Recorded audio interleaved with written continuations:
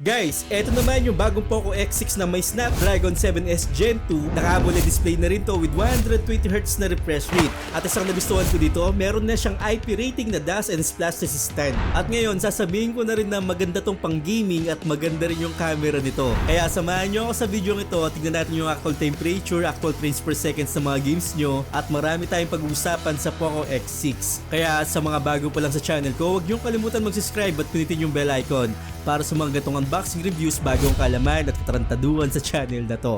So like, comment, tsaka subscribe lang. Ayun, sobrang na-miss ko kayo guys. Kumusta po kayo?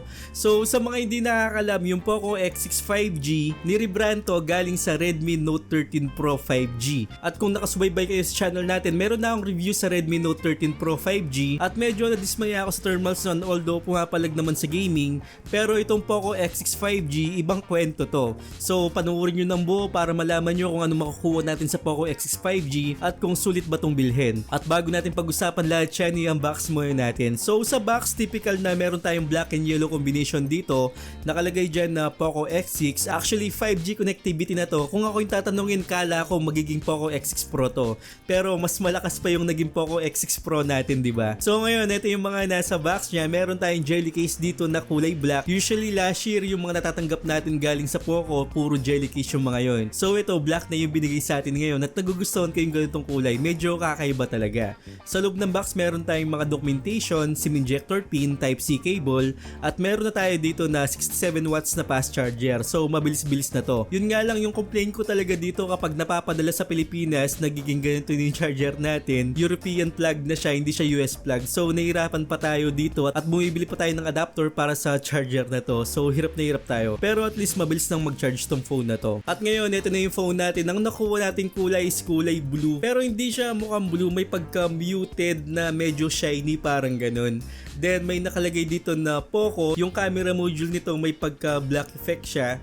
At may tatlong camera tayo dyan. Tapos isang flash. Then sa baba naman meron tayong 5G na nakalagay dyan. So ibig sabihin na 5G connectivity na nga to. At hindi ko masyadong nagustuhan yung pagka-blue niya na parang hindi naman talaga blue. Tapos yung combination na black dun sa camera module. Medyo hindi ko nagustuhan sa paningin ko talaga.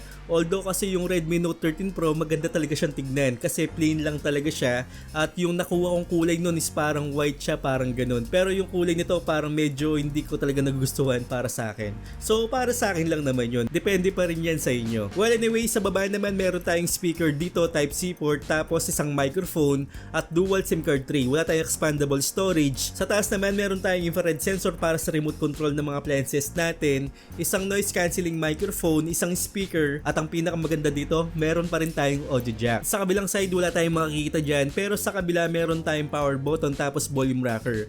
So yung power button nito hindi siya nagsisilbing fingerprint scanner natin dahil under display na yung fingerprint scanner natin dito at mabilis-bilis naman at accurate naman siya. Sa harapan naman meron tayong AMOLED display dyan at yung punch hole camera is medyo maliit talaga. At symmetrical yung mga bezel nito dun sa taas tsaka dun sa baba at sa may gilid naman manipis lang talaga. Actually nagugustuhan ko talaga yung display nito kahit dun sa Redmi Note 13 Pro. Sobrang ganda ng display nito tapos kahit anong angle maganda siyang tignan kasi AMOLED display siya. At ngayon, huwag na natin masyadong patagalin pa, performance na agad. So sa nakaraan na review ko sa Redmi Note 13 Pro, medyo uminit yung phone na yon at hindi ko nagustuhan yung throttling test na nakuha ko doon. Medyo up and down siya at medyo pumapangil talaga yung throttling test na ginawa ko. Pero dito, sabi ko nga sa inyo kanina, ibang kwento to.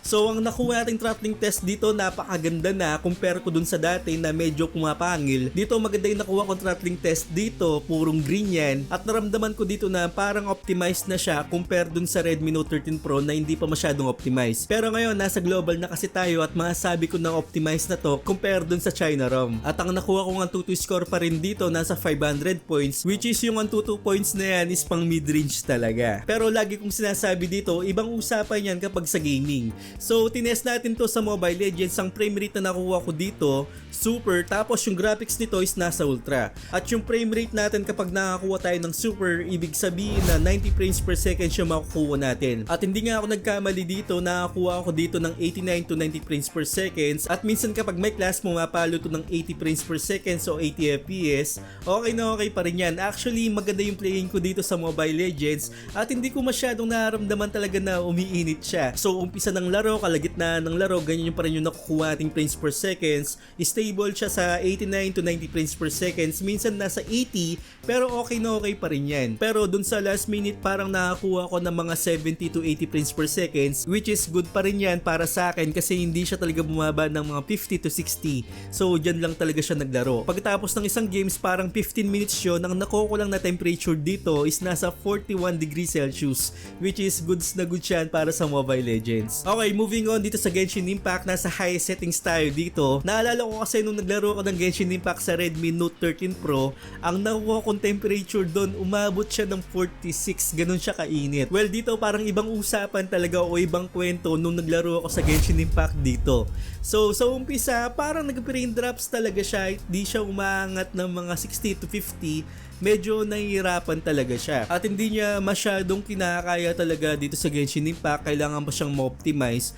Pero ang nakuha kong temperature dito pagkatapos ng mga 30 minutes na laro, ang nakuha ko lang is nasa 43 degrees Celsius, which is sabi ko nga ibang kwento, yun nga lang talaga hindi ako nakakuha ng magandang frames per seconds dito habang may clash dyan o may suntukan talaga dyan. Medyo nag-frame drops talaga siya ng 30 to 40, which is payo ko lang kapag maglalaro tayo sa Genshin Impact, ilagay lang natin sa low tsaka medium settings lang para makakuha tayo ng mas magandang frames per seconds dito sa Genshin Impact. Actually playable naman siya kung gagamitin mo siya ng phone cooler. Yun nga lang talaga kung wala kang phone cooler talaga mahirapan siya. Pero uulitin ko lang, kung maglalaro kayo sa Genshin Impact to the highest settings, gamitan lang natin talaga ng phone cooler. Sa Call of Duty Mobile naman, yung graphics natin is nasa high, tapos yung frame rate natin is nasa max na. So dito wala akong naging problema, yung gyroscope nito is accurate talaga. Kung mapapansin nyo yung galaw dyan, hindi siya nagbimintis. Pero dito sa paglalaro ko dito hanggang sa matapos yung laro, hindi ako nagkakamali, siguro nasa 20 minutes yun, at 100 yung kalaban natin dito sa VR modes. Naglalaro lang to ng 57 to 59 frames per seconds o 60 frames per seconds. Actually yung 59 na yan, automatic na 60 frames per seconds na talagang nakukuha natin dyan. Kahit na sa smoke class, pumasok pa tayo dyan, hindi siya magalag, pumapalo pa rin siya ng 57 to 59 frames per seconds, which is playable siya sa Call of Duty Mobile. Sa Mirror 4 naman, sa high settings, basura yung frames per seconds na nakuha ko dito. So talagang naglalaro to ng 20 to 30 frames per seconds, hindi siya playable, maraming lag talaga. Pero nung nilagay ko sa tamang settings, yung graphics nilagay natin sa low, tapos yung frame rate nito nilagay natin sa high, o hindi talaga tayo nagbago dyan. Yung graphics lang talaga yung iniba natin. At ang nakukuha natin ngayon is 40 to 44 frames per seconds at talagang playable na siya nung nilagay natin sa lowest settings talaga. At sabi ko nga kanina, ilagay natin sa high settings yung frame rate natin para mas playable siya at maging smooth yung playing natin sa Mirror 4. Okay, sa Fortnite 84 naman, nasa high settings din tayo dito, nilagay natin sa extreme, pero hindi mo to malaro sa high settings. Nung umpisa pa lang ng games, parang lumilipad pa lang siya, medyo nag-frame drops na siya to 50, mga ganon, 60, medyo nahihirapan yung GPU dito at hindi na siya playable nung bumaba na siya. Actually wala pang masyadong kaganapan, pero nag-frame drops na siya habang naglalakad pa lang o kumukuha pa lang ng barrel. So yan yung nakukuha natin. Pero nung nilagay ko yung graphics natin sa smooth, tapos yung frame rate is tinaas natin, hindi na siya masyadong nag-frame drops at nakakuha na ako ng 80, 90 to 110 kumpara kanina na 50 to 60 to 70. At sa umpisa pa lang ng games yun medyo hirap na siya. Pero dito mas stable siya at playable na siya sa Fortnite 84. At ang nakuha nating temperature dito pagkatapos ng isang laro is nasa 43 degrees Celsius lang. So okay na yan para sa Fortnite 84. At napansin ko talaga na playable talaga sa mga lowest settings na graphics. Kahit yung frame rate natin itas lang natin, okay na okay pa rin yan. Wag lang talaga yung graphics na sobrang taas talaga. So ilagay lang natin sa mga low tsaka medium settings lang. Sa PUBG Mobile naman, yung graphics natin dito is nasa HD, tapos yung frame rate niya nasa extreme. Pero nilagay ko lang sa smooth yung graphics nito para maging playable siya. At hindi ako nagkamali na stable to sa 57 to 60 frames per second habang naglalaro ako dito sa PUBG Mobile hanggang sa matapos yung laro. Ganyan lang yung nakukuha ko. Actually hindi naman talaga heavy graphics ang PUBG at kinakaya niya talaga dito sa phone na to. Sa Punishing Grey Raven naman, nasa high settings tayo dito.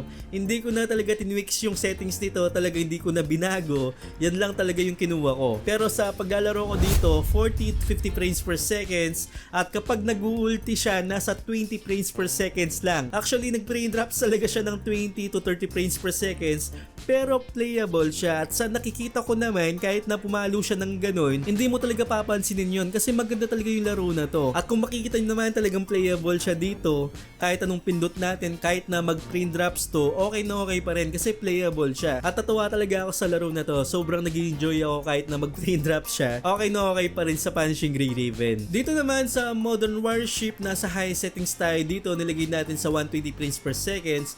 Pero ang nakukuha ko lang nung umpisa dito, nasa 80 frames per seconds lang.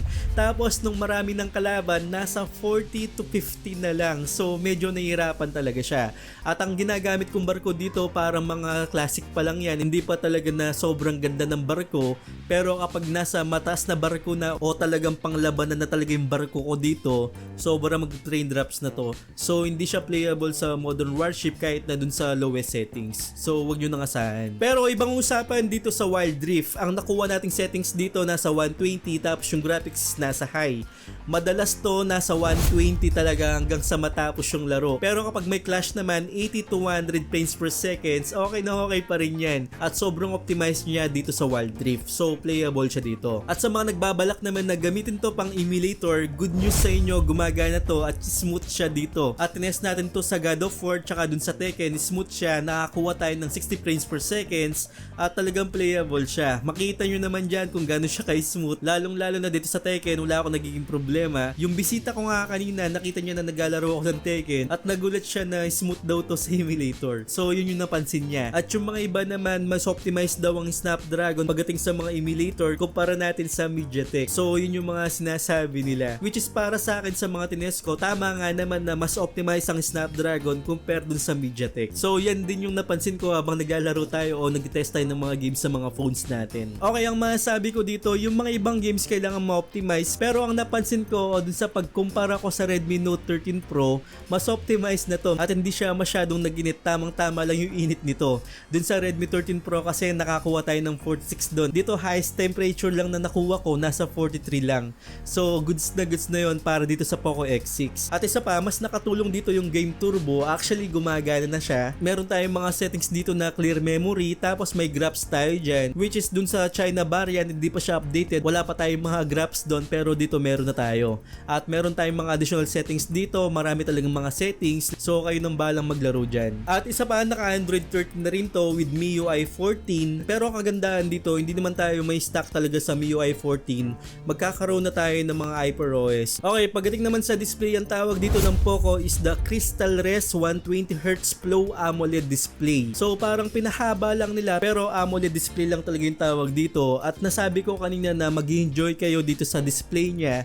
Kung mapapansin nyo, sinabi ko kanina yung bezel nito manipis lang talaga, at dun sa taas tsaka dun sa baba symmetrical naman siya. Alam nyo naman kapag sinabing AMOLED display, black is black talaga. Kahit anong angle, maganda siyang tignan. At number 1 na nagustuhan ko talaga dito, yung nits brightness to is nasa 1800 nits brightness na. So sa mga rider, pwede po to, sa mga food panda, sa mga grab, tsaka Lalamove at kung ano-ano pa, pwede po sa inyo to kasi maganda yung display nito at pwede to sa arawan. Pero ang pinaka-highlights talaga pagdating sa display para sa akin, yung certifications nito is nasa L1 wideband na. Ibig sabihin na full HD na yung makukuha natin dito, at hindi lang yon, makakuha tayo ng HDR dito, tapos Dolby Vision na rin siya. So makakapanood tayo sa Netflix ng full HD at maganda talaga yung viewing experience natin dito pagdating sa Netflix. So hindi kayo mag-alala na hindi full HD mapapanood natin dito, as in talagang siniksik na dito sa display ng Poco X6 5G. Isa pa, kung nabibitin kayo dyan, activate lang natin yung video toolbox natin dito para magkaroon tayo ng additional na enhancement dito. So meron tayong mga settings dyan, yung mga style, yung mga Dolby Vision at kung ano-ano pa.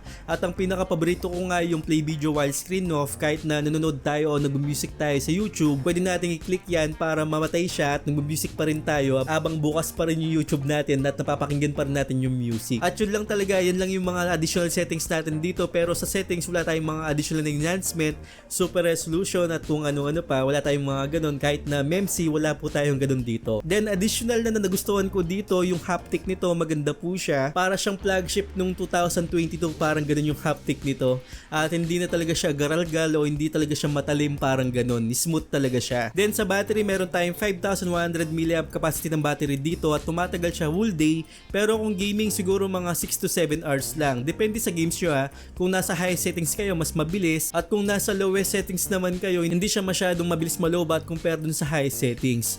Mga 7 to 8 hours mga ganun. At good thing talaga na meron tayong 67 watts sa fast charging dito. Okay, pagdating naman sa camera, meron tayong 64 megapixel na camera dito. Kumpara ko to dun sa Poco X5 sa nakaraan, kung natatandaan nyo, Snapdragon 695 lang yon at wala siyang 4K pagdating sa video. Pero dito meron na tayong 4K at 30 FPS. Pero mamaya natin pag-usapan yung video. I-check muna natin yung mga nakuha kong photos dito. Tamang-tama yung kulay na nakuha ko dito, hindi siya oversaturated at saktong-sakto lang. Although gumagana nga yung HDR dito, pero hindi niya masyadong ino-over talaga yung pagkakulay ng mga subject. Number 1 na nagustuhan ko talaga sa isang phone, neutral siya na pwede mo siyang i-edit sa kulay na gusto mo. Pero dito parang okay na okay, saktong-sakto lang. Konting edit lang talaga i-post mo na. Actually kung mapapansin nyo, pwede natin i-post to kasi yung detalye nakukuha niya. At talagang nag-enjoy ako pagdating dito sa camera kahit dun sa low light condition, saktong-sakto pa rin yung detalye, nandun pa rin. At lalong-lalo na siguro kung nasa outdoor tayo tapos maganda yung sikat ng araw. Kung mapapansin nyo dyan, kitang-kita pa rin yung pagka blue sky natin, tamang-tama yung green, walang oversaturated o namamatay na kulay, saktong-sakto lang talaga. Dito naman sa portrait, maganda rin yung portrait na nakukuha ko dito. Actually, parang mas maganda pa nga to sa Poco X5 Pro kung ako yung tatanungin. Kasi sa nakikita ko talagang detalye yung nakukuha ko dito kahit dun sa portrait at yung tabas talaga ng buhok, kuwang-kuwa talaga. So wala kayong magiging problema talaga pagdating sa mga photos, sa mga low light condition. Talagang panalong-panalo yung camera nito sa ganitong presyo. Kung nagustuhan ko yung photos, mas nagustuhan ko to pagdating sa video kasi napaka-stable talaga ng 4K at 30 FPS niya. Kahit na maglakad tayo dyan, hindi siya masyadong malog. Talagang gumagana yung OIS nito tsaka EIS niya. Yun nga lang, may napapansin ako na konting flicker o yung mga stutter na konting-konti lang o autofocus parang ganun. Yun lang yung napansin ko dito. Aside nun, okay na okay tong video na to. Kung steady video lang, palong-palo na talaga yung camera nito. So yung detalye nandun pa rin at kitang-kita mo talaga yung mga subject dito. So nagsample lang kasi tayo dito na naglalakad tayo pero steady video nga mas maganda pa. Then sa front-facing camera naman, actually malinaw yung front-facing camera nito. Sa nakikita ko dito, hindi naman siya ganun ka-impressive pero sa ibang na-test ko na Poco phones o Xiaomi phones, hindi ko nagustuhan. Actually ito, nagugustuhan ko yung kulay na nakikita ko dito kapag tama yung kulay. Pero kapag madilim siguro kaya low light condition, hindi na masyadong maganda talaga. Pero ako, saktong-sakto lang yung front-facing camera nito. Sa video naman sa front-facing camera, meron tayong 1080p at 60 frames per seconds. Actually, maganda to kasi meron tayong 60 frames per seconds, hindi 30 FPS, no? Kasi mas smooth yung video na makukuha natin dito. So, sa nakikita ko maliwanag naman siya at hindi parang masyadong yellowish na nakita ko dati sa mga Poco phones o mga Xiaomi phones. So, nagulat talaga ako na maganda yung camera nito sa front-facing camera at panalong-panalo talaga. So, ang masabi ko sa performance ng phone na to, goods na goods, talagang highly recommended ko siya. Sa gaming, ilagay lang natin sa mga medium settings tsaka low settings at gamitan natin ng phone cooler para hindi siya masyadong mag-frame drops. Pero sa mga ibang games na hindi masyadong in-demand sa graphics, okay na tong phone na to. Mobile Legends, PUBG, Call of Duty Mobile at lalong-lalo na sa Wild Rift. So okay na okay itong phone na to. Sa camera nakita nyo naman kung gaano siya kaganda at lalong-lalo na yung display niya. Yung link ilalagay ko na lang sa description kung saan yung mabibili itong phone na to. At lagi kong pinapaalala sa mga bago, huwag niyong kalimutan mag-subscribe at pinitin yung bell icon para sa mga itong unboxing reviews at katarantaduhan sa channel na to. So ayun, so once again, this is Paul. Time is money, yeah, money is hard, and so I'm not giving up. No, I'm not giving in. I was born in this world, I swear to make a difference. If you need a mentor, I got something for you, kid. Just watch the way I move and try your best to copy.